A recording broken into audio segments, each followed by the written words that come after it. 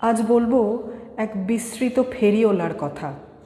না, সে চুড়ি চাই বলে হাঁক পারত না। সে আমাদের বাড়িতে মুড়ি বিক্রি করতে আসতো। সে ছিল এক মুড়িওয়ালা। আমার বাড়িতে মনে আছে আমার দিদা, আমি মানে আমার ঠাকুমা, আমি দিদা বলে ডাকতাম, তার সঙ্গে মুড়িওয়ালার বিশেষ বন্ধুত্ব ছিল। আমরা কখনোই দূরে গিয়ে দোকান থেকে মুড়ি কিনে আনতাম না। ওই মুড়িওয়ালা বিশাল বস্তায় করে মুড়ি নিয়ে আসতো এবং আমাদের প্লাস্টিকের বয়ামে সেগুলো ভরে দিত। তখন আয়দার আমাদের ইমিউনিটি খুব ভালো ছিল, নয়তো আমরা এত রোগভোগে ভুগতাম না এবং জানতামও না এত রোগের বিষয়।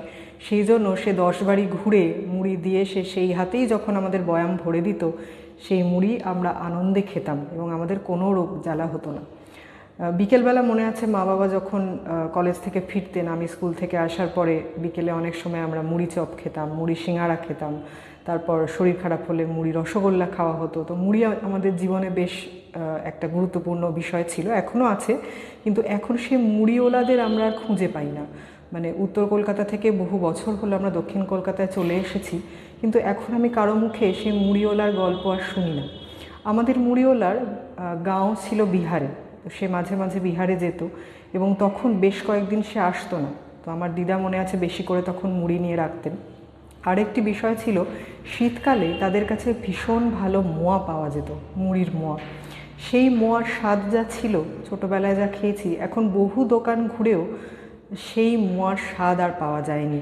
মানে ওটা একটা আলাদা ধরনেরই ছিল, আলাদাভাবে তারা হয়তো বানাতো। তো এই যে ছোট ছোট জিনিসগুলো আমাদের ছোটোবেলায় ছিল, এখন সেগুলো বিস্মৃত অতীত হয়ে গেছে।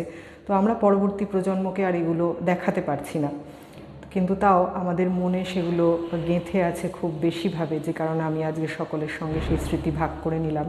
তো আপনাদেরও যদি এরকম কোনো ছোটোবেলার এরকম কোনো স্মৃতি থাকে, বিশেষ ফেরিওয়ালার যে কোনো বিশেষ জিনিস নিয়ে আসতো বা বিশেষভাবে হাঁক পারতো, সেরকম কোনো স্মৃতি যদি থেকে থাকে আমার সঙ্গে অবশ্যই ভাগ করে নেবেন। পরবর্তী পর্বে আবার ফিরে আসবো এরকম নতুন কোনো বিষয়, নতুন কোনো ব্যক্তি বা নতুন কোনো স্মৃতিকথা নিয়ে। সবাই ভালো থাকবেন। নমস্কার।